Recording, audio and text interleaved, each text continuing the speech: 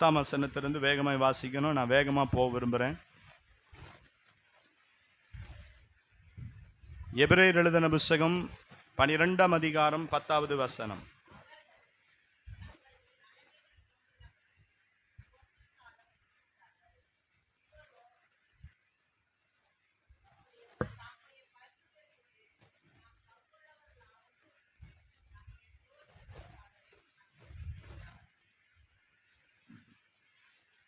இந்த எபிரேய நாக்கியன் எழுதும் போது தெளிவா ரொம்ப அழகா குறிப்பிட்டு எழுதுகிறார். இயேசு கிறிஸ்துவுக்கு வந்ததான ஒரு சோதனை, அந்த சிக்ஷை அவர் எப்படி சந்தோஷமாக ஏற்றுக்கொண்டார் என்பதை முன்கூட்டியே ஆரம்பத்தில் அவர் எழுதி கொண்டே வருகிறார்.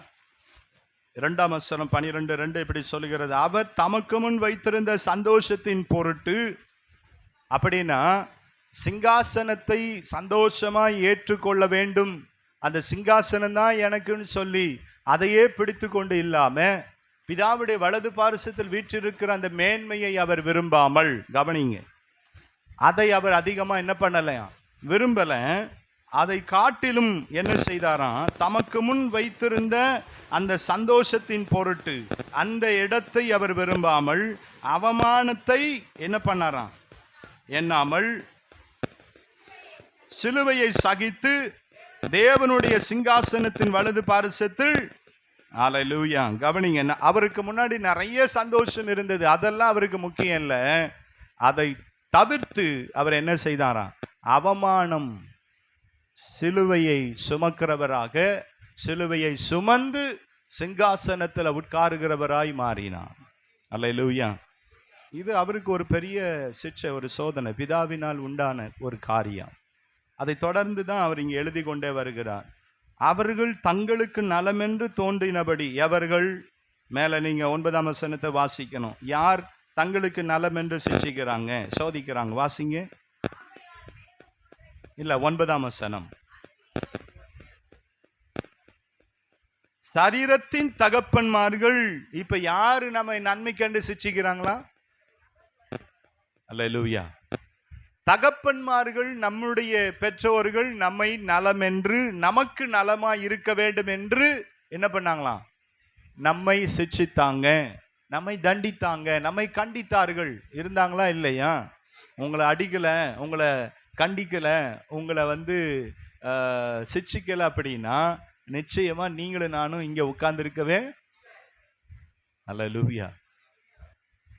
அப்பாவை பற்றி அல்லது அம்மாவை பற்றி சொன்னால் என்ன சொல்லுவாங்க, எங்கள் அப்பா அடித்த அடினால தான் நான் இங்கே என்ன பண்ணியிருக்கிறேன், உட்கார்ந்துருக்கிறேன். இல்லைன்னா நான் இப்போ தான் படித்து என் வாழ்க்கையில் முன்னேறி இருக்கேன், அல்லது நான் இந்த நிலைமையில் இருக்கிறேன், அவங்க என்னை கரெக்டாக என்ன பண்ணாங்க, கண்டித்து என்னை நடத்தினாங்க. அல்லேலூயா. உங்கள் அப்பா ஒன்று அடிப்பாராம்மா? அடிச்சிருக்காரா? அடிக்க ரொம்ப செல்லமாக வச்சுருக்காரு போல. உங்கள் அம்மா தான் அடிப்பாங்கல்ல, சேர்த்து மொத்தமாக வச்சு. எப்பெல்லாம் பிள்ளைகள் தங்களுக்கு நலமில்லாத காரியங்களை, கீழ்ப்படியாத காரியங்களை செய்யும் போது, பெற்றோர்கள் சொல்லுகிறதற்கு விரோதமாய் அவங்க செய்யும் போது, போவாத, செய்யாத, பார்க்காத, ஆமென், ஒரு தடவை 2 தடவை சொல்லும் போது மீறி செய்தாங்கன்னா அடுத்து என்னதான் வரும், பிரம்பை கையாளாத தகப்பன் தன் பிள்ளையை. ஆமா, பெற்றோரா இருக்கிறவங்க, தகப்பன்மாரா இருக்கிறவங்க கண்டிப்பா நம்முடைய பிள்ளைகளை பகைக்க கூடாது. நீங்க நேசிக்கிறீங்க என்பதை எதன் மூலம் வெளிப்படுத்தணுமா? சிக்ஷைன்னா என்னது?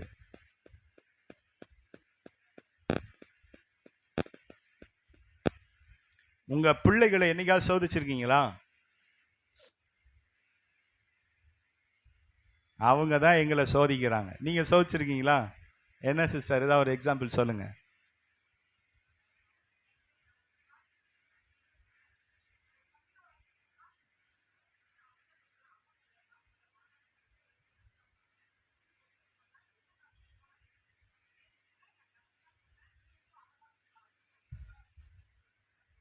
ஆமாம், நிறைய நேரம் நம்ம காசு விஷயத்தில் நம்ம பிள்ளைகளை சில பேர் என்ன பண்ணுவாங்கன்னா, இவங்ககிட்ட கொடுத்து அனுப்பும், இவங்க என்ன பண்ணுறாங்கன்றதை பார்க்கலாம். தாம் தூம்னு இருக்கிறாங்களா, இல்லை சேர்த்து வைக்கிறாங்களா, ஆமென், இல்லை ஒரே நேரத்தில் எல்லாத்தையும் வாங்கி சாப்பிட்டு முடிச்சிடுறாங்களா, கொடுக்குறோமா இல்லையா? வெறும் காசு விஷயம் மாத்திரமல்ல. இப்படி பல பேர் பல காரியங்களை பிள்ளைகளை நலமென்று, தங்களுக்கு நலமென்று சிட்சிக்கிறாங்க. ஆமென். நல்லா புரிந்து கொள்ளுங்கள். நம்ம பிள்ளைகள் அப்படி சிட்சித்து, கண்டித்து, தண்டித்து அப்படி வளர்த்தாதான் நம்ம பிள்ளைங்க எப்படி இருப்பாங்க, எதிர்காலத்தில் நன்றாக இருப்பார்கள் என்கிற ஒரே ஒரு நம்பிக்கையோடு நாம் பிள்ளைகளை சிட்சிக்கிறோம். அதே தான் இங்கு எபிரேயர் ஆக்கியன் எழுதும் போது சொல்றாரு, அவங்க கொஞ்ச காலம் நம்ம என்ன பண்ணாங்க, சிட்சித்தார்கள். இவரோ, ஆமென், நம்முடைய தேவனோ என்ன செய்றாரு, தம்முடைய பரிசுத்தத்திற்கு நாம் பங்குள்ளவள் ஆகும் பொருட்டு நம்முடைய பிரயோஜனத்துக்காகவே நம்ம என்ன பண்றாரு, சிட்சிக்கிறார். அல்லேலூயா. நிறைய பேர் நிறைய சிட்சையில, சோதனையில விழுந்து கொண்டு தான் இருக்கிறோம். நல்லா புரிந்து கொள்ளுங்க. 2 விதமான சோதனை இருக்கிறது. ஒன்று, தேவன் ஒருவரையும் சோதிக்கிறவர் அல்ல. ஆமென். எப்படியா, பொல்லாங்கினால என்ன பண்ண மாட்டாரு, சோதிக்கிறவர் அல்ல. ஆமென். புரிந்து கொள்ளுங்க. ஆனா சோதனை எப்படி வருகிறது, அவனவன் தன் தன் சுய இச்சையினால் இழுக்கப்பட்டு சிக்கொண்டு என்ன பண்றாங்க, சோதனையில விழுந்து போகிறார்கள். அல்லேலூயா. ஆனா நீங்க புரிந்து கொள்ள வேண்டிய ஒரு காரியம் இருக்கிறது. தேவனிடத்திலிருந்து வருகிற சிட்சைகள், தேவனிடத்திலிருந்து வருகிற இந்த சோதனை நம்ம எதற்கு நேராய் நடத்தும்? உலகத்திலிருந்து, மாம்சத்திலிருந்து வருகிற இந்த சோதனைகள் நம்ம எதற்கு நேராய் நடத்துகிறது என்பதை நாம் புரிந்து கொள்ள வேண்டும், அடையாளம் கண்டு கொள்ள வேண்டும். தேவனிடத்திலிருந்து வருகிற சோதனைகள் உங்களை என்னையும் விசுவாசத்திற்கு நேராய் நடத்தும். ஆமென் சொல்லுங்க. ஆபிரகாம் சோதிக்கப்பட்டான். அது எதற்கு? அவன் விசுவாசம் பொன்னாய் விளங்குவதற்கு. யோபு சோதிக்கப்பட்டான். தேவன் மேல உறுதியாய் இருப்பதற்கும், தேவன் மேல விசுவாசமாய் இருப்பதற்கு அவனுடைய விசுவாசமும் சோதிக்கப்பட்டது. அல்லேலூயா. அவங்க சோதனை எதற்கு நேராய் நடத்தினது? தேவன் மேல வைராக்கியமும், தேவன் மேல விசுவாசம் உடையவர்களாகவே நம்ம என்ன பண்ணினது, மாற்றினது. யோசேப்பு சோதிக்கப்பட்டான். அது அவனை பரிசுத்தத்திற்கு நேராகவே நடத்தினது. அல்லேலூயா. நீங்களும் நானும் சோதிக்கப்படுகிறோம், சிட்சிக்கப்படுகிறோம். பல நேரங்களில் சோதனை வருகிறது. ஆனா அந்த சோதனைகள் நம்ம எதற்கு நேராய் நடத்துகிறது என்பதுதான் மிக மிக முக்கியமான ஒன்றாய் இருக்கிறது. ஹல்லேலூயா. உலகத்திலும் இந்த இச்சையினால் வருகிற சோதனைகள் நம்ம எதற்கு நேராய் நடத்தும்? பாவத்திற்கு நேராய். ஆமென். பாவத்திற்கு நேரா நடத்தும், மரணத்திற்கு நேராய் நடத்தும். ஆமென். ஆனா தேவனிடத்திலிருந்து வருகிற சோதனைகள் நம்மை விசுவாசத்திற்கு நேராய் நடத்திவிடும். 1 பேதுரு 1:10 7 வாசிக்கலாம் வேகமாய். 1 பேதுரு 1:7. அழிந்து போகிற பொன் அக்கினியினாலே சோதிக்கப்படும், அதை பார்க்கிலும் அதிக விலையேற பெற்றதாயிருக்கிற உங்கள் விசுவாசம் சோதிக்கப்பட்டு, கவனிங்க, உங்க விசுவாசம் என்ன பண்ணா, சோதிக்கப்பட்டு, அடுத்து இயேசு கிறிஸ்து வெளிப்படும் போது உங்களுக்கு புகழ்ச்சியும் கனமும் மகிமையும் உண்டாக காணப்படும். அல்லேலூயா. பக்கத்துல பார்த்து சொல்லுங்க, உங்க விசுவாசம் சோதிக்கப்படும். ஆமென். தேவன் மேல நாம் எவ்வளவு விசுவாசம் உடையவர்களா இருக்கிறோம் என்பது உண்மையாகவே தேவனே என்ன பண்றாரு, சோதிக்கிறான். நாம் சோதனையில நிற்கவில்லை என்று சொன்னா நம்மோடு தேவன் இருக்கிறார் என்பதை நாம் அறிந்து கொள்ளவே. அல்லேலூயா. சோதனை அல்லது பரீட்சைக்கு நாம் நில்லாதவர்களா இருப்போமானால், அல்லேலூயா, நாம் கிறிஸ்தவர்கள், தேவனுடைய பிள்ளைகள் என்பதை நாம் எப்படி வெளிப்படுத்த முடியும்? ஆமென். பேதுரு, அப்போஸ்தலனாகிய பவுல் கேட்கிறார், நம்ம பரீட்சைக்கு நில்லாம இருப்போமானா, ஆமென், அப்போ நம்ம எப்படி நமக்குள்ள விசுவாசம் இருக்கு, ஆண்டவர் நம்மோடு இருக்கிறார் என்பதை எப்படி நாம் சொல்ல முடியும்? உங்க கூட ஆண்டவர் இருக்கிறாரா? ஆமென். ஹல்லேலூயா. உங்க கூட ஆண்டவர் எப்படி இருக்கிறார்னு சொல்லுவீங்க?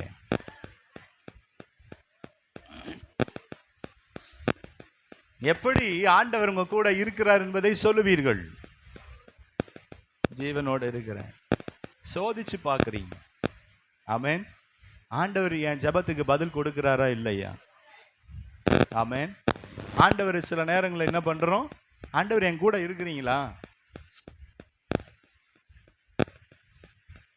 பைபிள்ல பராக்கிரமசாலியேன்னு சொல்லி கிதியோன் அழைக்கப்பட்டான்.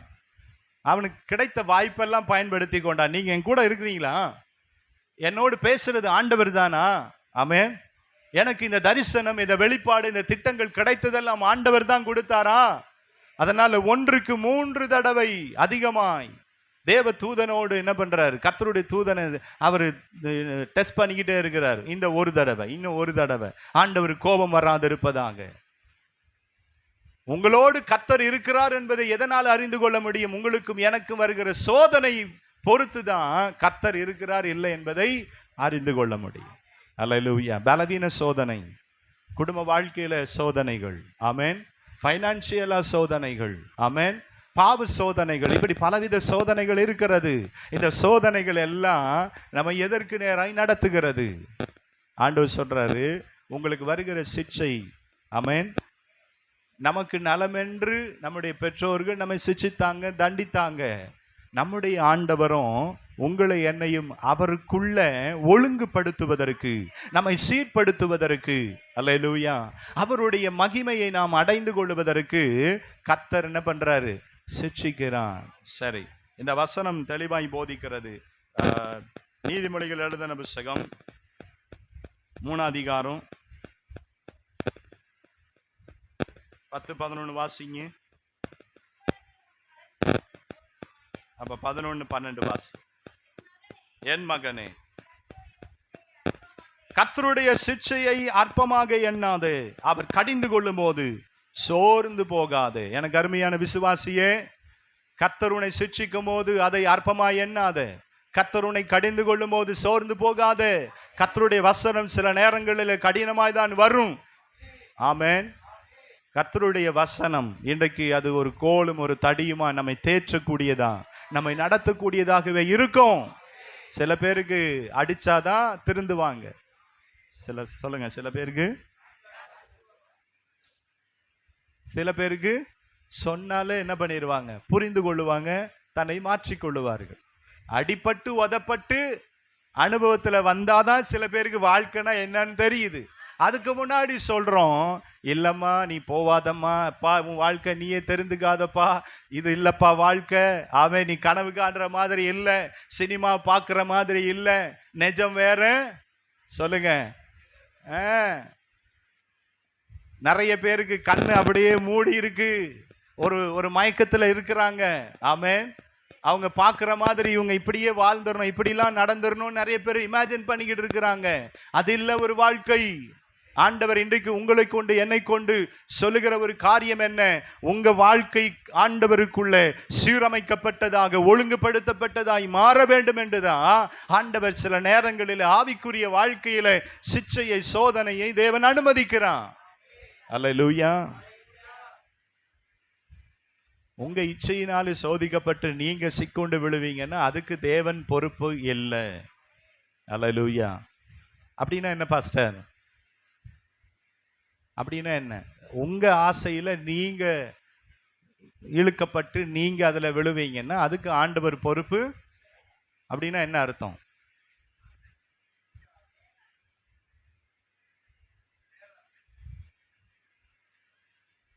சோத்திர ஆண்டவரே, கர்த்தர் நல்லவர். அல்லேலூயா. இன்னைக்கு நீங்க புரிந்து கொள்ளணும், நம்முடைய மாம்சத்துல இச்சை இருக்கிறது. எல்லாரும் சொல்லுங்க, நம்முடைய மாம்சத்துல, கண்களில் என்ன இருக்கு? இச்சை இருக்கு. நம்முடைய ஜீவனில் என்ன இருக்கு? பிரஸ்டீஜ் ப்ராப்ளம் எல்லாருக்குமே இருக்கு. யாரும் நம்ம பிரஸ்டீஜை விட்டு கொடுக்கவே மாட்டோம். ஆமென்.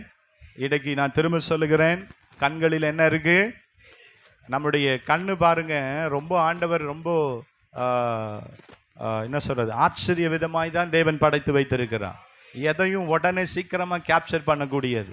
கேமரா மாதிரி டக்கு டக்குன்னு என்ன பண்ணிரும்? ஒரு தடவை பார்த்தது திரும்ப இது எங்கேயோ பார்த்த மாதிரி இருக்க. என்னது? இவர் எங்கேயோ பார்த்த மாதிரி இருக்க, இந்த சகோதரி எங்கேயோ பார்த்த மாதிரி இருக்க. ஒரு தடவை, 2 தடவை, 3 தடவை. ஆமென். கேப்சர் பண்ணிக்கிட்டே இருக்கும். அடுத்து ஸ்டோரேஜ் உள்ள போயிரும். அல்லேலூயா. நீ கடைக்கு போனாலும் சரி, நீ பார்க்குற பொருள் எல்லாம் என்ன ஆயிரும்? கேப்சர் பண்ணி வச்சிரும். கண்ணில் கேப்சர் பண்ணிருச்சுன்னா அடுத்து அது இருதயத்துக்குள்ள வந்துடும். ஆமென். கவனிச்சிங்களா? நம்ம மாம்சம் ஆட்டோமேட்டிக்கா நிறைய இந்த உலக காரியங்களையே விரும்புது, உலக காரியத்தின் மேல நாட்டமா இருக்கு.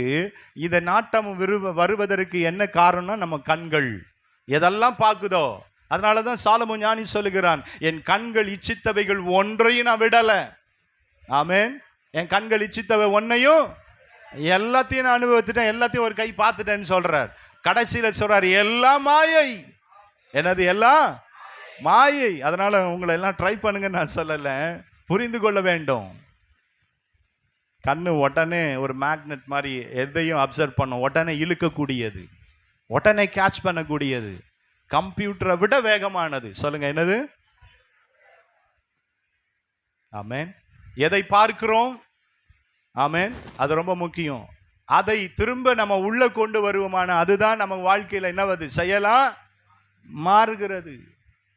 இப்போ நான் சொல்ல வேண்டிய ஒரு காரியம் என்னன்னா, தேவன் சிட்சிக்கிற சிட்சை சோதனை ஒரு நாளும் மாம்சத்திற்கு நேரம், பாவத்திற்கு நேரம், அது அநீதிக்கு நேரம் அல்லது மரணத்திற்கு நேராய் நம்மை கொண்டு போகாது.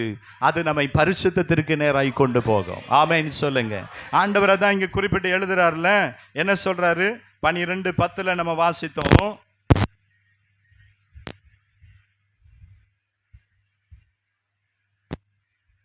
கொஞ்ச காலம் சிட்சித்தார்கள், இவரோ தம்முடைய பரிசுத்தத்திற்கு நாம் பங்குள்ளவர்களாகும் பொருட்டு. யாருடைய பரிசுத்தத்திற்கு? அவருடைய பரிசுத்தத்தில் நாம் பங்குள்ளவர்களாகும் பொருட்டு. நம்மளுடைய பரிசுத்தம் இல்ல, நாம் விரும்புகிற பரிசுத்தம் இல்ல, அவர் விரும்புகிற பரிசுத்தம். சொல்லுங்க, தேவன் விரும்புகிற பரிசுத்தம் நம்மில காணப்பட வேண்டும். ஆண்டவர் திரும்ப திரும்ப ஆதியாகமத்தில் வெளிப்படுத்தின விசேஷ வரைக்கும் சொல்றாரு, நான் பரிசுத்த. அல்லேலூயா. எங்கேயாவது யாராவது இப்படி சொல்லி இருக்கிறாங்களா? நான் பரிசுத்தர், I am the holy. ஆமென். ஆகையால் உங்கள் என்ன பண்ணுங்க, நீங்களும் பரிசுத்தரா இருங்க. அப்படி பிளைனா அவர் சொல்லி முடிக்கல. 1 பேதுரு 1:15-16 14 இருந்து வாசிங்க, அப்ப நாம் புரிந்து கொள்ள முடியும். முற்காலத்தில் நாம் எப்படி இருந்தோம்?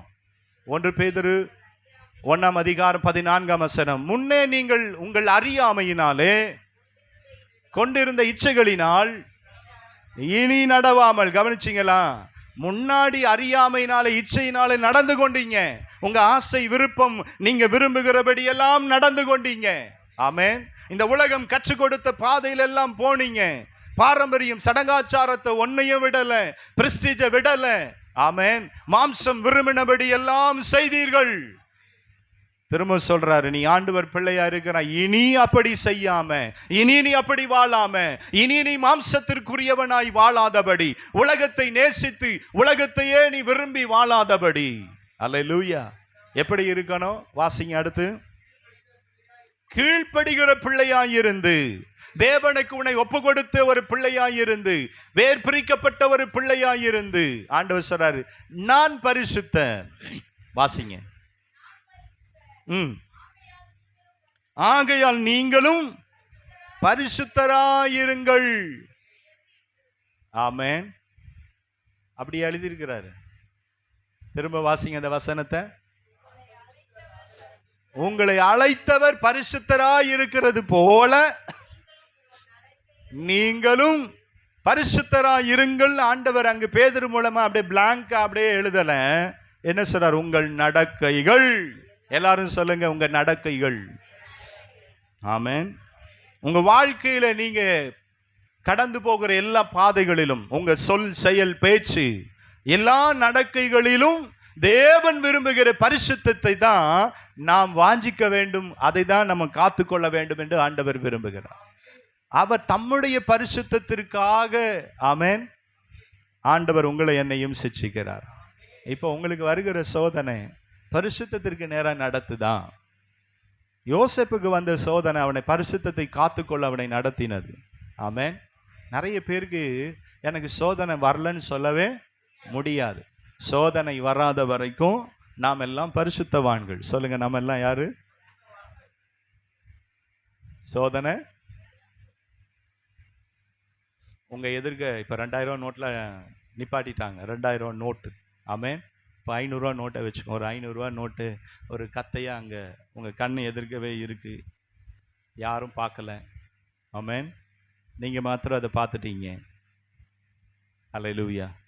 இப்போ என்ன நடக்கும்? எப்படி எடுப்பீங்க? யாராவது பார்க்குறாங்களா? ஆமென். வேற யாராவது அங்க இருக்கிறாங்களா? பார்ப்போமா இல்லையா? இப்போ அதை எடுக்கலாமா வேணாவா? ஆமென். அது வருது, கஷ்டப்படுறாங்க, ரொம்ப பணமே இல்லை அவங்க கையிலலாம். ஒருவேளை சாப்பாடு கஷ்டப்படுறவங்க தான். அவங்க குப்பை தொட்டியில் வேலை செய்கிறாங்க, குப்பை அள்ளுறது தான். ஆனால் அவங்களுக்கு கிடைத்த சில பேர் யாரோ ஒருத்தர் மிஸ் பண்ண பணங்களை கொண்டு போய் என்ன பண்ணுறாங்க? உண்மையாக இருக்கிறாங்க. போலீஸ் ஸ்டேஷனில் போய் என்ன பண்ணிடுறாங்க? ஒப்பு கொடுக்குறாங்க. பார்த்துருக்கீங்கல்ல, நியூஸ் பேப்பர்லாம் வந்தது. அவங்களுக்கு என்ன பண்ணுறாங்க? ஒரு நல்ல ஒரு வாழ்த்து சொல்லி இவ்வளோ உண்மையாக இருக்கிறாங்கன்னு சொல்லி அவங்கள ஆனர் பண்ணுறாங்க. ஆமென். ஆண்டவர் இல்லாமல் அவங்களால அவ்வளோ உண்மையாக இருக்க முடியுமாண்ணா? ஆண்டவருக்குள்ளே இருக்கிற நீங்களும் நானும் எவ்வளோ உண்மையாக இருக்கிறோம். சரி, நீங்கள் ஒரு 500 ரூபா கொடுத்து ஒரு பொருள் சேஞ்சை வாங்கிட்டீங்க, உங்கள் கையில் எக்ஸ்ட்ரா சேஞ்சு வந்துருச்சு. ஆமென். எக்ஸ்ட்ரா உங்களுக்கு லாபம். அவர் ஏதோ அவசரத்தில் கொடுத்துட்டாரு. ஆண்டவர் சொல்கிறார் உள்ளே இருந்து, உங்களுக்குள்ளே இருக்கிற ஆவியான சொல்கிறாரு, நீ எக்ஸ்ட்ரா வாங்கியிருக்கிற, அவருக்கு போய் கொடு. அது 50 ரூபா இருக்கட்டும், 100 ரூபாவாக இருக்கட்டும். சோதனை பாருங்க உங்களுக்கு வருது, என்ன பண்ணுவீங்க? கிடைச்சதுல லாபம்டா, 50 ரூபா கிடைச்சிருக்குடா, ஆமென், எடுத்து உள்ள வச்சிருவீங்களா? இதெல்லாம் சின்ன சின்ன விஷயம். ஆமென். இந்த சின்ன விஷயத்துல, சின்னன்றது சொல்றோம்ல, இந்த சின்ன விஷயத்துல தான் நம்ம எப்படி இருக்கணும்? அல்லேலூயா. ரொம்ப முக்கியம். ஆண்டவர் சின்ன சின்ன விஷயத்துல டெஸ்ட் பண்ணி பார்க்கறாரு, இவன் உண்மையா இருக்கிறானா? இப்போ உனக்கு 10,000 ரூபாய் சேலரியில கொடுத்து, ஆமென், ஆண்டவர் அதுல நீ உண்மையா கொடுக்குறியான்னு பார்க்கறாரு. நீ உண்மையா கொடுத்தா ஆண்டவர் அதற்குரிய பலனை என்ன பண்றாரு? அடுத்து கொடுக்கிறாரு, கொடுத்திருக்கிறார். ஆமென். அடுத்த ப்ரமோஷன் வருது, அடுத்த இன்கிரிமெண்ட் வருது. இப்போ அதுல எவ்வளவு உண்மையா இருக்கிற? அடுத்த டெஸ்ட் பண்ணுவாரா பண்ண மாட்டாரா? பண்ணுவாரு. நீ எவ்வளவுக்கு போறியோ அவ்வளவுக்கு ஆண்டவர் என்ன பண்ணுவாரு? கொடுத்துக்கிட்டு தான் இருப்பார். நீ கொடுத்தா ஆண்டவர் 2 மடங்கா கொடுக்கிறாராம். ஆமென். நல்லா புரிந்து கொள்ளுங்க, வர்றது ஆசீர்வாதம் அல்ல. எல்லாரும் சொல்லுங்க, கொடுப்பது தான் ஆசீர்வாதம். புரியுதா நான் சொல்றது? எனக்கு வேணும் எனக்கு வேணும் எல்லாம் வருதுன்னு வர்றது ஆசீர்வாதம் இல்லை. ஆமென். கொடுப்பது தான், பக்கத்துல பார்த்து சொல்லுங்க, கொடுப்பது தான் ஆசீர்வாதம். கொடுத்தவங்க ஒரு நாளும் குறைஞ்சு போகவே. அல்லேலூயா. அது ஏழைக்கு கொடுத்தாலும் சரி, ஆண்டவருக்கு கொடுத்தாலும் சரி. ஆமென். கொடுப்பது தாராளமாய் கொடுங்க, மனம் வந்து கொடுங்க, மனப்பூர்வமாய் கொடுங்க. அசட்டையா அல்லது என்ன பண்ணாதீங்க, கொடுக்கணுமா அப்படி என்கிற எண்ணத்தோடு அல்ல. எதை கொடுத்தாலும் எதை செய்தாலும் ஆண்டவர் நாமத்தின் மகிமைக்காக உண்மையாய் கொடுங்க, உண்மையாய் செய்யுங்கள். தேவன் சிட்சிக்கிற சிட்சை எல்லாம் சோதனை நம்மை பரிசுத்தத்துக்கு நேராய் நடத்தும். ஆமென் சொல்லுங்க. பரிசுத்தம் நமக்குள்ள வரணும். அவர் விரும்புகிற பரிசுத்த வாழ்க்கை நாம் வாழ வேண்டும் என்பதற்காக தான் கர்த்தர் பல நேரங்களில் நம்மை சிட்சிக்கிறார். சில வியாதி, பலவீனம், போராட்டம் வரும். வந்தாலும் அதன் மத்தியில ஆண்டவரை எவ்வளவு பரிசுத்தத்தை வாஞ்சிக்கிறீங்க, எவ்வளவு விசுவாசம் உள்ளவர்களா இருக்கிறீர்கள் என்பதை தேவன் காணும்படி விரும்புகிறார். அல்லேலூயா. ஆபிரகாமுக்கு கொடுத்தாரு, கொடுத்ததை திரும்ப அவரே கேட்டார். ரொம்ப கஷ்டம் இல்ல? கொடுத்ததை திரும்ப என்ன பண்றார்? ஆண்டவர் கேட்கிறார். இப்போ இவன் கொடுக்கிறானா இல்லையா? இப்ப யாரை பெருசா வைக்கிறான்? தாம் பிள்ளைய பெருசா வைக்கிறானா இல்லை என்ன? அல்லேலூயா, முதன்மையா வைக்கிறானா? சேலஞ்சான ஒரு விஷயம், முடியாத ஒரு காரியம். உண்மையை சொல்ல வேண்டுமானா முடியாத ஒரு காரியம். சோதனை எப்பவும் சில நேரங்கள் அப்படிதான், விசுவாசம் எப்பவும் அப்படிதான். முடியாததை முடிய செய்வதற்கு செயல்படுவதுதான் விசுவாசம். ஒரு கூட்டம் நடக்காதுன்னு சொல்லும், நீங்களும் நானும் சொல்ல நடக்கும். தேவனுடைய நாமத்தினால இது குணமாகும், தேவனுடைய நாமத்தினால் இது மாறும், தேவனுடைய நாமத்தினால் அற்புதங்கள் நடக்கும். முடியாதுன்னு சொல்றத முடியும் என்று சொல்லுவதுதான் விசுவாசம். அல்லேலூயா. நான் சொல்றது புரியுதா? இந்த உலகம் எதிர்மறையா பேசும். ஆமென். ஆனா நீங்களும் நான் விசுவாசத்தை தான் சொல்லுங்க, விசுவாசத்தை தான் பேசணும். உங்களை விசுவாசத்துக்கு நேரம் நடத்துதா? வாழ்க்கையில் ஒரு சோதனை வந்துட்டா, பிரச்சனை வந்துட்டா, உடனே ஆண்டவர்கிட்ட கா விடுறவங்க இருக்கிறாங்க. சர்ச்சுக்கு ஒரு கா, ஆண்டவர்கிட்ட ஒரு கா. நான் திரும்ப திரும்ப சொல்லுவேன், தனிப்பட்ட வாழ்க்கையில் குடும்ப வாழ்க்கையில் வருகிற பிரச்சனையை சபைக்கு நேரம் ஆண்டவர்கிட்ட காட்டாதீங்க. ஜபம் பண்ண மாட்டாங்க, பைபிள் வாசிக்க மாட்டாங்க. அது யாருக்கு லாபம்?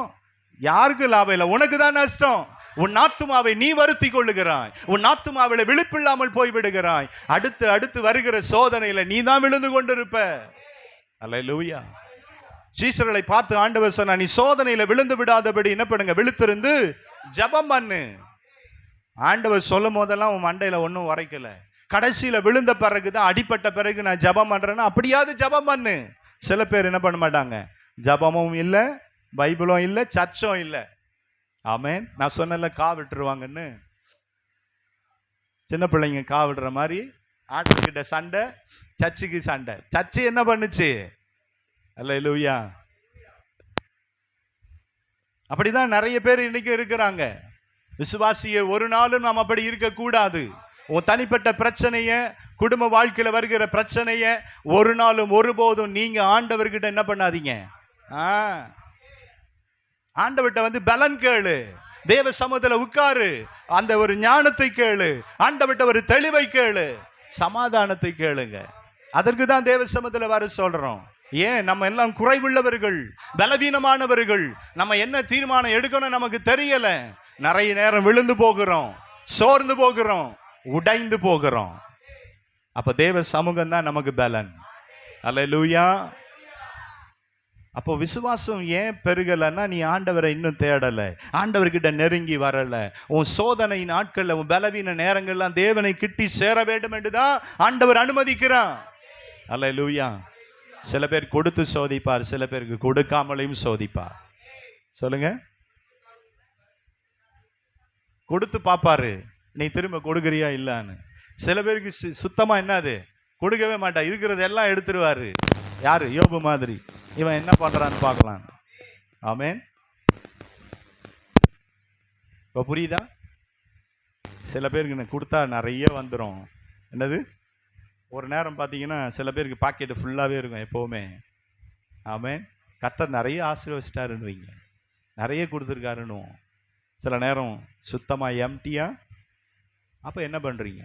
கொடுத்தா சந்தோஷம், நல்லவர், ஆண்டவர் நல்லவர், கர்த்தர் நல்லவர், அல்லேலூயா. பாட்டு தான் சந்தோஷம் சந்தோஷம்னு பாட்டை என்ன பாட்டு பாடுறீங்களோ, அன்பு கூறுவேன், என்ன பாட்டெல்லாம் தெரியுமோ எல்லாம் பாடுவீங்க.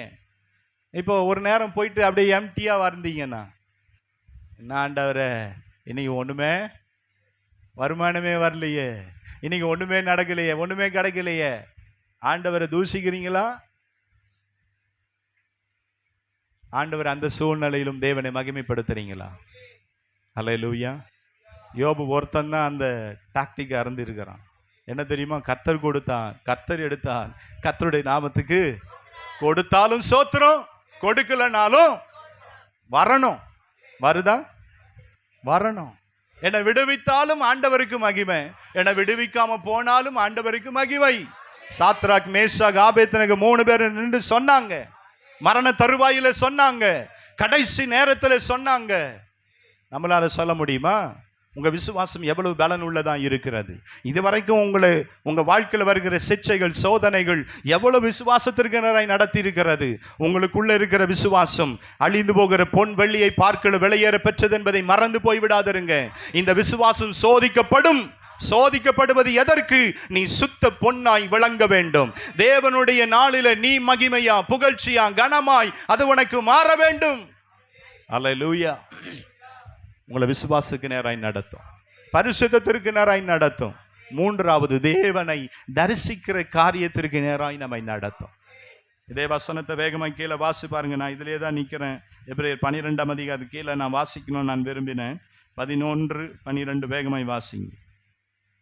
எபிரேயர் 12ல் 11, 12ஆம் வசனம்.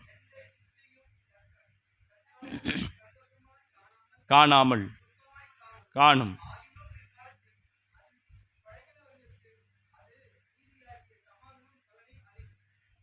நல்ல கவனிங்க.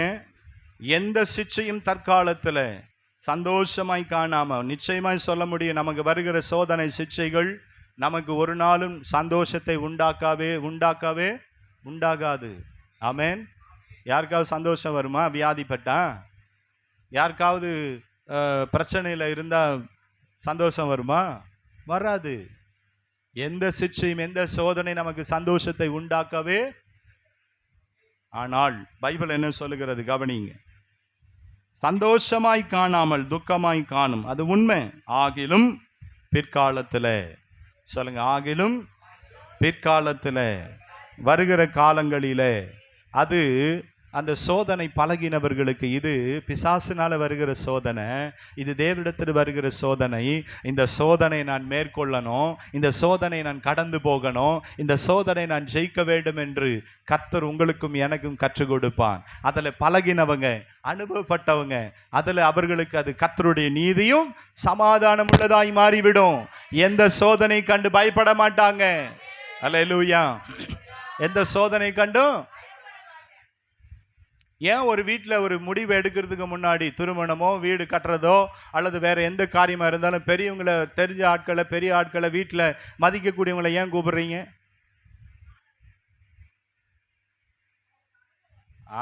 ரொம்ப முக்கியம். நமக்கு முன்னாடி வீடு, கல்யாணம் எல்லாம் கட்டி பார்த்தவங்க, அனுபவத்தில் இருக்கிறவங்க, அவங்கள மதிப்பீங்கன்னா அவங்களுடைய ஆலோசனை நிச்சயமா என்ன பண்ணுவீங்க? இப்போ உங்களுக்கும் தேவன் அந்த அனுபவங்களை எல்லாம் கொடுக்கிறார். அல்லேலூயா. நீங்க அதுல அனுபவசாலியா மாறின உடனே அது உங்களுக்கு துக்கமா இருக்காது, அது சமாதானமாய் மாறிவிடும். ஆமென். இப்போ இதனால நல்ல கவனிங்க, நிறைய பேர் சோதிக்கப்பட்டு அதை துக்கமாவே எண்ணினதுனால, அது அவங்களுக்கு சமாதானமா இல்லாததுனால, அடுத்த வசனம் இப்படி சொல்லுகிறது, 12வது வசனம் வாசிங்க.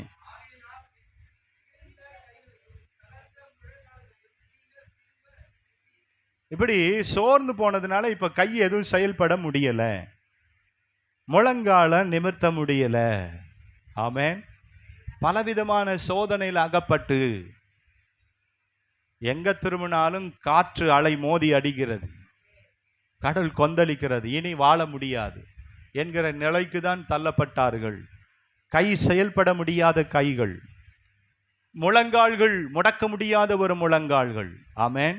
இன்னைக்கு நிறைய கிறிஸ்தவங்க முடமான கிறிஸ்தவர்களை போல இருக்கிறார்கள். ஆமென். ஆண்டவர் சொல்றார், இல்ல, உனக்கு வருகிற சோதனை உன்னை முடமாக்குவதற்காக அல்ல, நீ திரும்ப நிமிர்ந்து எழும்பி நிற்பதற்கான ஒரு பலனை தான் நான் உங்களுக்கு நான் என்ன பண்றேன், கொடுக்கிறேன். ஆகவே உனக்கு வருகிற எல்லா சோதனையும், உனக்கு வருகிற எல்லா சிற்சையும், உன்னுடைய செயல்படாத கைகளை திரும்ப நீ என்ன பண்ணு, நிமிர்த்து. உன் முழங்காலை திரும்ப என்ன பண்ணு, நிமிர்த்து. எதிலெல்லாம் சோர்ந்து போய் செயல்படாம இருந்தாயோ அதிலெல்லாம் நீ செயல்படணும். அதிலெல்லாம் உன்னுடைய கைகளும் உன் முழங்கால்களும் என்ன பண்ணணும், நிமிர்த்தப்பட வேண்டும். அல்லேலூயா. விசுவாசியே, நீ சோர்ந்து இருப்பாயானா, ஆமென், உன் கைகள் உயர்த்தப்படட்டும், உன் முழங்கால்கள் நிமிர்த்தப்படட்டும். முடமான கிறிஸ்துவ வாழ்க்கை வாழ்வதற்கு தேவன் உங்களை என்னையும் தெரிந்து கொள்ளவில்லை. ஆண்டவருக்குள்ள விசுவாசத்தில், பரிசுத்தத்தில், தேவனை தரிசிக்கிறதுல முன்னேற வேண்டும் என்றுதான் தேவன் விரும்புகிறான். நீ கடைசியா உன் முழங்காலை முடக்கி எவ்வளவு நாள் ஆனது? நீ உன் கரங்களை உயர்த்தி தேவனை மகிமைப்படுத்தி எத்தனை நாளாய் மாறினது? உன் கரங்கள் செயல்படாமல் இருக்கிறதல்லவா? உன் முழங்கால்கள் முடக்கப்பட முடியாமல், நிமிர்த்த முடியாமல் இருக்கிறதல்லவா? ஆண்டவர் சொல்றார், திரும்ப நிமிர்த்து. உன் முழங்காலை நிமிர்த்தி பாரு, உன் கையை உயர்த்தி பாரு. கர்த்தருடைய வல்லமை உன்னை நிரப்பிவிடும். உனக்கு வருகிற சோதனைகளை எல்லாம் கர்த்தர் இன்றைக்கு தப்பித்துக் கொள்ளும்படியாய் தேவன் வழியை உண்டாக்குவான். 1 கொரிந்தியர் 10:13 சொல்லுகிறது, திராணிக்கு மேலாய் ஒருவரையும் சோதிக்கப்பட தேவன் இடம் கொடுப்பது இல்லை. தப்பித்துக் கொள்ளுவதற்கான வழிகளை, போக்கை தேவன் உண்டாக்குகிறான். எப்போ தெரியுமா? உன் கைகளை நிமிர்த்தும் பொழுது, உன் முழங்காலை நிமிர்த்தும் பொழுது. நீ சோர்ந்து போய் உட்கார்ந்து கொண்டு, எனக்கு ஏன் இந்த பிரச்சனை, எனக்கு ஏன் இந்த போராட்டம், எனக்கு ஏன் இந்த வாழ்க்கை, ஏன் நான் இப்படி இருக்கிற, நீ கேள்வி கேட்கும்படியாக அல்ல. ஆண்டவர் உங்களோடு என்னோடு பேசுகிற ஒரே ஒரு வார்த்தை, உன் கைகளை திரும்ப நிமிர்த்து, உன் கையை திரும்ப உயர்த்து, உன் முழங்காலை முடக்கிப்பா. அல்லேலூயா. முடக்கதான் முடியல, தள்ளாடுகிற முழங்காலை முடக்கிப்பான். தேவ சமூகத்தில் முடக்கி பாருங்க. உன் முழங்காலுக்கு அந்த ஜெபத்திற்கு பதில் உண்டு. அந்த முழங்கால் ஜெபத்திற்கு வல்லமை உண்டு. தேவனுடைய வல்லமை உன்னை ஆட்கொள்ளும். தேவனுடைய மகிமை உன்னை நிரப்பிவிடும். அல்லேலூயா. நிறைய கிறிஸ்தவங்க சோர்ந்து இருக்கிறாங்க. தான் குடும்ப வாழ்க்கையில பட்ட பாடுகள், பிரச்சனைங்க, அவமான, நிந்தைகளை பார்த்து பார்த்து நான் இப்படி இருக்க முடியாது, நான் என் வாழ்க்கையில இனி வாழ முடியாதுன்னு சொல்லி பல நிலைகளில எனக்கு சோர்ந்து இருப்பீர்களானா, ஆண்டவர் சொல்றார், உன் கையை நிமிர்த்து மகளே, உன் முழங்காலை நிமிர்த்து மகளே, நான் உன்னை பலப்படுத்துகிறேன். அல்லேலூயா. கர்த்தருடைய ஆவியானவர் உங்களை நிரப்பி விடுவாரானால் நீங்களும் நானும் பலன் அடைவோம். எதெல்லாம் உங்களை சோர்ந்து போக பண்ணி இருக்கிறதோ, எந்த சோதனை எல்லாம் உங்களை உட்கார வைத்திருக்கிறதோ, ஆண்டவருக்குள்ள நிமிர்த்துங்க. 20ஆம் சங்கீதம் கடைசி 2 வசனங்களை வேகமாய் வாசிங்க. 20ஆம் சங்கீதம்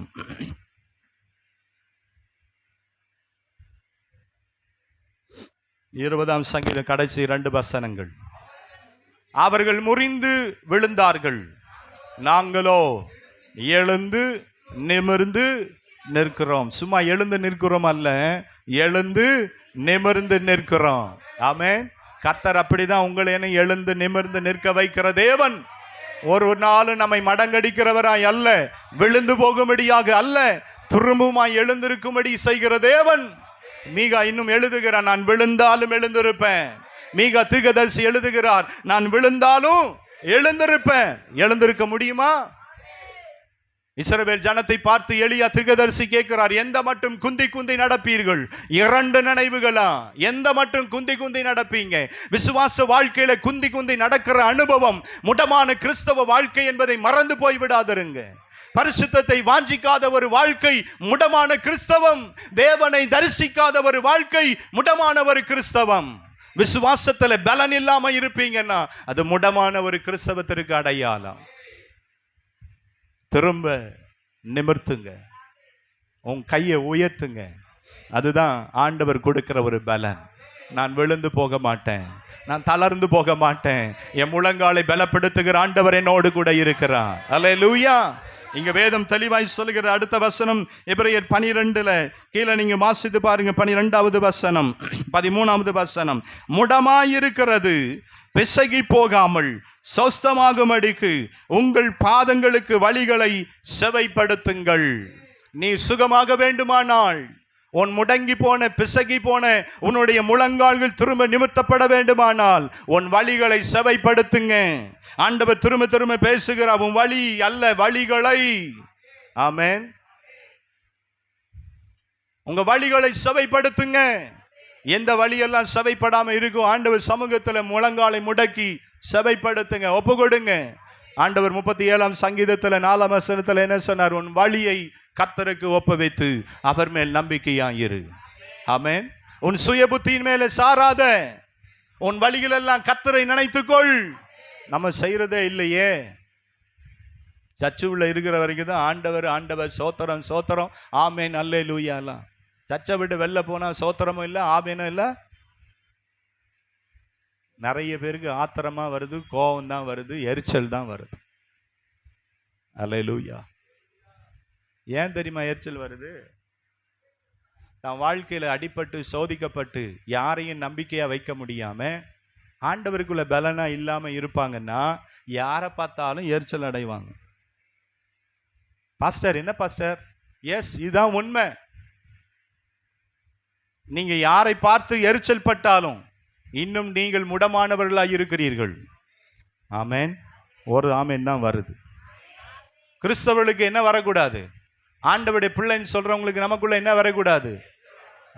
யாரை குறித்தும் எதை குறித்தும் நமக்குள்ள என்ன வரக்கூடாது? பல்ல கடிக்கிறதோ எரிச்சல் அடைகிறதோ ஆமேன் வரவே கூடாது. எரிச்சல் வருது, பெருமூச்சு விடுறீங்க, மற்றவங்களை பார்த்து இவங்கெல்லாம் நல்லா இருக்கிறாங்க, வரவே. நான் சொன்ன துவக்கத்திலேயே நல்லா இருக்கணும், பிளஸ் தான் பண்ணணும். சபிக்கிறவளை என்ன பண்ணுங்க சொல்லுங்க. உன் பக்கத்தில் இருக்கிறது பெருமூச்சு விடும், எரிச்சல் அடையும். ஆனா நீங்க என்ன பண்ணக்கூடாது? இவங்களுக்கு வந்த வாழ்வு பத்தியா சொல்லாதீங்க. கர்த்தர் அவங்கள வாழ்ந்திருக்க செய்கிறாரா? ஆண்டவர் இன்னும் நல்லா வாழட்டும்னு சொல்லுங்க. அல்லேலூயா. ஏன் உங்களால சொல்ல முடியல? ஆமென். புரியுதா நான் சொல்றது? நீங்க இன்னும் அவங்கள எரிச்சல் அடைந்து கசப்போடு கோபத்தோடு இருக்கிறீங்கன்னா நீங்க முடமான கிறிஸ்தவர்களா இருக்கிறீர்கள். ஆமென். மற்றவங்களை ஆசீர்வதிக்கணும். ஆசீர்வதிக்க தான் கர்த்தர் என்ன பண்ண உங்களை என்ன வச்சிருக்கிறார். அவங்க மீறி மீறி நம்மளை துக்கப்படுத்துறாங்க, நிந்திக்கிறாங்க, நமக்கு விரோதமா செய்யறாங்க, அவமானப்படுத்துறாங்களா? கர்த்தர் நீதி செய்வார். சொல்லுங்க, கர்த்தர் பதிலுக்கு பதில் நம்ம நிக்க கூடாது. நீ பேசுவியா, நானும் பேசுவேன். ஆமென். இல்ல, பதிலுக்கு பதில் நிற்கும்படி தேவன் நம்மை அழைக்கல. பிளஸ் பண்ணிட்டு போயிட்டே இருங்க. கர்த்தர் உன்னை ஆசீர்வதிப்பார். ஆண்டவர் உன்னை பார்க்கிறார், சொல்லிட்டு போயிட்டே இருங்க. இல்ல, ஆண்டவர் உன்னை நேசிக்கிறார், சொல்லிட்டு போங்க. அல்லேலூயா. ஏன் நமக்கு மற்றவங்கள பார்த்தா எரிச்சல் வருது? உலகத்தானும் எரிச்சல் அடைக்கிறோம், உலகத்தானும் பெருமூச்சு விடுறோம். அப்ப நமக்குள்ள என்ன மாற்றம் இருக்கிறது? ஆமென். உங்க வாழ்க்கையில வருகிற பிரச்சனை, உங்க வாழ்க்கையில வருகிற சோதனை சிச்சைகளை பார்த்து பார்த்து மற்றவங்களை குறித்து நீங்க எரிச்சல் அடைவீங்கன்னா, ஆமென், அது இன்னும் என்ன பண்ணல, முடமா இருக்கிறோம், நாம் இன்னும் மாறல. அல்லேலூயா. கீழே தொடர்ந்து நீங்க வாசி பாருங்க. 12ஆம் அதிகாரத்துல 14ஆம் வசனம், யாவரோடும் சமாதானமாய் இருக்கவும். ரொம்ப ரொம்ப ரொம்ப முக்கியம், கஷ்டமான காரியம். எரிச்சல் தான் வருது, எங்க சமாதானமா இருக்க முடியும்? முடியுமா? சண்டை போடணும்னு வரோம், கோபம் தான் வருது அவங்க பண்றது பேசுறதெல்லாம் பார்க்கும் போது. ஆண்டவர் சொல்றாரு யாவரோடும். சொல்லுங்க, யாவரோடும். இன்னும் ரோமர் 12ஆம் அதிகாரத்தில் சொல்ற, கூடுமான மட்டும் எல்லாரோடு யாவரோடு என்னவா இருங்க, சமாதானமா இருங்க. எபேசியர் 4:3 என்ன சொல்றாரு? சமாதான கட்டினாலே ஆவியின் ஒருமையை காத்துக்கொள்ள ஜாக்கிரதையா இருங்க. ஆமென். முதல்ல சொல்லுங்க, சமாதானம் யாரோடு? தேவனோடு. சொல்லுங்க. நிறைய பேருக்கு சமாதானம் தேவனோட இல்லை. அதான் சொன்னல, தேவன் கிட்ட என்ன விட்டுருக்காங்க? அதுதான், ஜெபம் பண்ண மாட்டாங்க, சர்ச்சுக்கு போக மாட்டாங்க, பைபிள் வாசிக்க மாட்டாங்க. யாருக்கு நஷ்டம்? ஆமென். ஆண்டவருக்கு ஒரு நஷ்டமும் இல்லை, உனக்கு தான் நஷ்டம். தெரியல. இதுதான் நிறைய பேருக்கு சாக்கு. இதுதான் நல்ல லாபம்னு சொல்லி ஜாலியா இருக்கிறாங்க. ஒரு நாள் போட்டாருன்னா, அல்லேலூயா. அப்படின்னா என்னது? நான் சொல்றது தப்பா புரிந்து கொள்ளாது.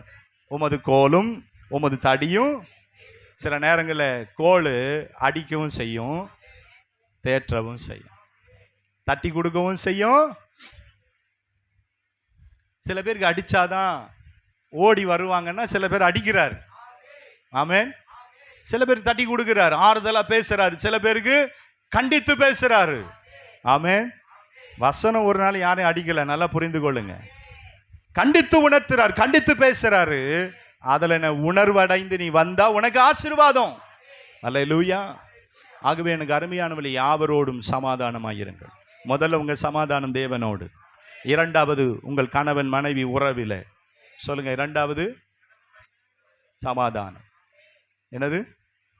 இந்த சின்ன வயதுல இருந்து ரோமன் கத்தோலிக்கில் இந்த கடைசியில் முடிக்கிறதுக்கு முன்னாடி சமாதானம், கர்த்தருடைய சமாதானம் உங்களோடு இருப்பதாக சொல்லும்போது 3 பக்கமும் என்ன பண்ணுவாங்க? யார் மூஞ்சி யார் என்னன்னு தெரியாது, ஆனால் அவங்க பக்கத்தில் பார்த்து என்ன பண்ணுவாங்க? சும்மா பேருக்கு வெளியில் வந்தோடனே அவங்கள பற்றி புரணி பேசுகிறதும் அவங்கள பற்றி கதை பேசுறது தான் இருக்கும். எங்கே சமாதானம் இருக்குதா? அவங்கள விட நல்ல புடவை கட்டிட்டாங்கன்னா அவ்வளோதான், முடிஞ்சு போச்சு. ஆமென். எரிச்சல் இதெல்லாம் இன்னும் மாறலை. சபைக்குள்ளே வந்து இன்னும் என்ன பண்ணலை? சபைக்குள்ளே ஒருவருக்கு ஒருவர் சமாதானமாக இருக்க வேண்டும். யாரை குறித்து என்ன பண்ணக்கூடாது? எரிச்சலோ பொறாமையோ கோபமோ கசப்பு சொல்லுங்க வரவே கூடாது. யாவரோடும். சொல்லுங்க, யாவரோடும். வெறும் நமக்கு தெரிஞ்சவங்க பேசுறவங்க கிட்ட மாத்திரம் போயிட்டு சமாதானம் சமாதானம் சொல்லுவது அல்ல. அவன் நீ யாரை பகைக்கிறியோ யாரை விரோதிக்கிறியோ அவங்களோட சமாதானமா இரு, சமாதானத்தை காத்துக்கொள். அல்லேலூயா. அதுல தான் ஆசீர்வாதம் இருக்கு. அடுத்து என்ன சொல்றாரு? யாவரோடு சமாதானமாயிருங்கள், பரிசுத்தம் உள்ளவளாய் இருக்கவும் நாடுங்கள், பரிசுத்தம் இல்லாமல் ஒருவனும் கர்த்தரை. உனக்கு வருகிற சிச்சை சோதனை எல்லாம் நல்ல கவனிங்க. முதல்ல விசுவாசத்திற்கு நேரம், விசுவாசத்துல பலன் உள்ளவளாய் மாறுவதற்கு நம்மை நடத்தும். இரண்டாவது பரிசுத்தத்திற்கு நேராய் நடத்தும். மூன்றாவது, நல்ல கவனிங்க, நம்முடைய செயல்படாத கரங்கள், முழங்கால்களை அது பலப்படுத்தும். அல்லேலூயா. உனக்கு வருகிற சிச்சை சோதனை எல்லாம் என்ன பண்ணும்? உன் முழங்காலையும் உன் கரங்களையும் அது பலப்படுத்தும். தேவனுக்கு நேராய் உயர்த்துவதற்கு, நிமிர்த்துவதற்கு அது உதவியாயிருக்கும். ஏன்னா தேவனே நம்மை பலப்படுத்த வல்லவராயிருக்கிறான். அல்லேலூயா.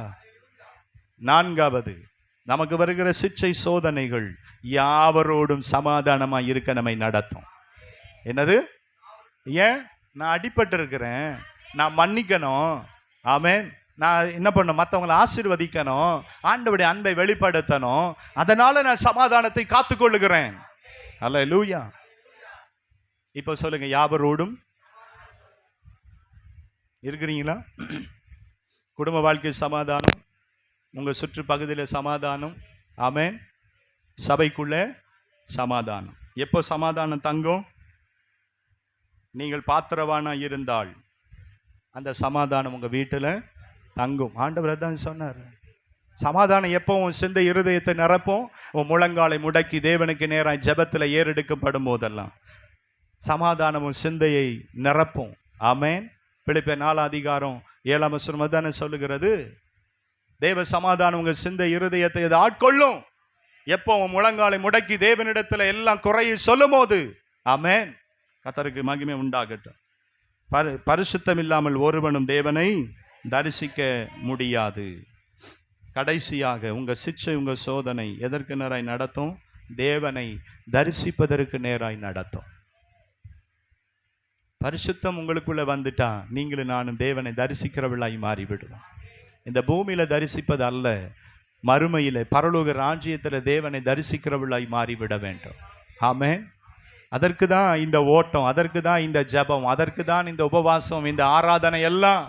இங்க நீ பழகாம, இங்க நீ பிராக்டிஸ் பண்ணாம, இங்க ஆமென் அல்லேலூயா சொல்லாம பரலோகத்தில் அங்க ஒன்றும் வரவே வராது. அல்லேலூயா. பக்கத்துல சொல்லுங்க, இப்பத்துல இருந்தே பழகி விடுங்க. ஆண்டவரை ஆராதிக்க, மகிமைப்படுத்த கற்றுக்கொள்ளுங்க. சில பேருக்கு ஆமேனும் வராது, அல்லேலூயா வராது. நீ எவ்வளோ வேணா கத்து, நான் அப்படியே உட்கார்ந்துக்கிட்டே இருப்பேன். நம்ம ஸ்தோத்திரமும் வரல, வரவே வராது. அதெல்லாம் நமக்கு வேணாம். நல்ல கவனிங்க. சில பேருக்கு பாடுங்கன்னா பாட்டும் வராது, சில பேருக்கு கை தட்டுங்கன்னா கையும். நம்ம ஆராதிக்கிறவ ஜீவன் உள்ளவர்ன்றாங்க, ஜீவன் உள்ள தேவனை ஆராதிக்கிறோம். ஆனா இவங்களுக்குள்ள எப்படி இருக்கிறாங்க? சர்ச்சுக்குள்ள வந்தா ஜீவனே இல்லாத மாதிரி அப்படியே இருப்பாங்க. ஆமென். ஒரு நாளும் அப்படி இருக்கக்கூடாது. கர்த்தரை ஆராதிக்கிறதுல இணைந்து கொள்ளுங்கள். நல்ல கை தட்டுங்க, நல்ல பாடுங்க. இங்க கத்துக்கலன்னா பரலோகத்துல வராது. சொல்லுங்க, பரலோகத்துல அங்க பிராக்டிஸ் எல்லாம் இல்லை, அங்க லைவ் தான் நடக்கும். சொல்லுங்க, அங்க என்னதான் இருக்கும்? பக்கத்துல பார்த்து சொல்லுங்க, இங்கே எவ்வளவு பிராக்டிஸ் பண்ணுமோ பண்ணிருங்க. ஆமா, பரலோகத்துல பிராக்டிஸ் எல்லாம் இல்லை, அங்க லைவா என்றென்றும் பரிசுத்த வஸ்திரம் தரித்தவளாய் கோடான கோடி தூதர்களோடு பரிசுத்தர் பரிசுத்தர் பரிசுத்தர் என்று தேவனை ஆராதிக்கிற மாத்திரம் தான் அங்க இருக்கும். கண்களை மூடி ஆண்டவர் நோக்கி பாருங்க. நமக்கு வருகிற சோதனை சிச்சைகள் எதற்கு நேராய் நம்மை நடத்துகிறது?